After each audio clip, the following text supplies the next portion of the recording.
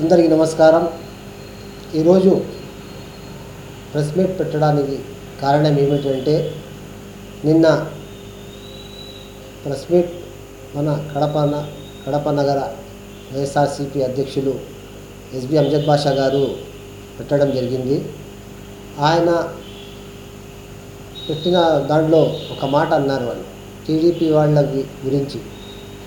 అది ఏమిటంటే, టీడీపీలో అంట దండుపాళ్యం టీం ఉంది అంట.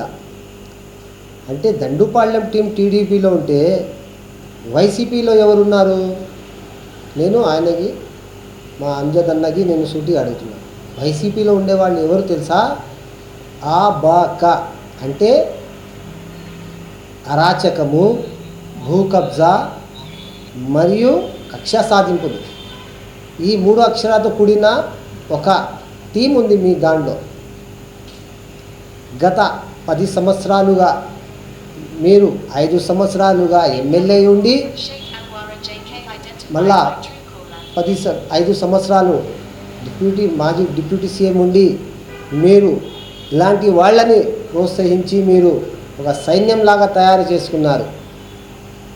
మీ కాడ అలాంటి వాళ్ళు ఉన్నారు, కానీ టీడీపీలో నికృష్ట రక్తం కోసే పసుపు వచ్చే కార్యకర్తలు ఉన్నారు తప్ప, ఇలాంటి ఏదేదో పిక్చర్ల పేర్లు పెట్టుకొని చెప్పడం ఇది చాలా వరకు సమంజము. దీని మీద మేము తీవ్రంగా ఖండిస్తున్నాము. మరీ ముఖ్యంగా ఎలా ఉంది అంటే, అన్నగారు పదవి పోయింది, ఏమి డిప్యూటీ సీఎం హోదాలో కడప నగరంలో కోయి తిరిగి ఆయనకు చాలా అలవాటు అయిపోయింది. ఆయన ఫ్రస్ట్రేషన్లో ఆయన ఉన్నారు. మా మేడం కాదు, మా మేడం బాగా ఉత్సాహంగా ఉల్లాసంగా కడప నగర ప్రజలకు ఏం కావాలా, కడప నగర అభివృద్ధికి ఏమేమి తీసుకురావాలని అహర్న కృషి చేస్తున్నారు తప్ప, మీరు ఫ్రస్ట్రేషన్లో వచ్చి ఏమేమో మాట్లాడుతున్నారు. మా ఎమ్మెల్యే గారు స్వచ్ఛ కడప అని ఒక ప్రతిష్టాత్మకంగా తీసుకొని ఎప్పుడైతే డివిజన్లో పోయి తక్షణమే అధికారంలో వెంట పెట్టుకొని అక్కడ పోయి కాలువలో కానీ పారిశుద్ధ్యంగా ప్రథమంగా ఆమె దృష్టి పెడతా ఉంది. ఎందుకంటే పారిశుద్ధ్యము లేకపోతే అందరూ ఆరోగ్యంగా ఉంటారని ఆమె ఒక ధీమా. అందుకోసమని ఆమె తిరుగుతూ ఉన్నది. ఎలా ఉంది అంటే, వైసీపీ వాళ్ళ పరిస్థితి ఏ చెట్టు కాయ ఉంటుందో ఆ చెట్టు రాళ్ళు కొట్టే విధంగా ఉంది. ఎట్టా మానసికంగా వీళ్ళకు మనం చేయాలా, మానసికంగా వేధించాలా, ఒక ఇదిగా మీరు కంకణం కట్టుకున్నారంటే తప్ప, మా కాడ దండుపాళ్యం టీం లేదు అన్నగారు, మీ కాడే ఉంది ఆ బాక తెలుసు కదా అని చెప్పింది.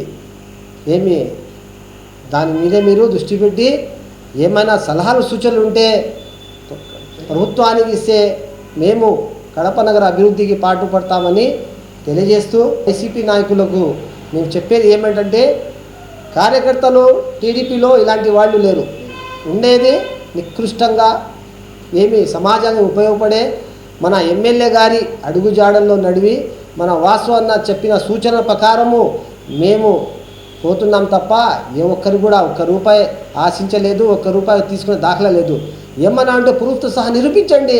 అంతేగాని మనకి ఏది వస్తే అది మాట్లాడితే కడప ప్రజలు కూడా మీ గురించి చాలా నవ్వుకుంటున్నారని నేను తెలియజేస్తున్నాను.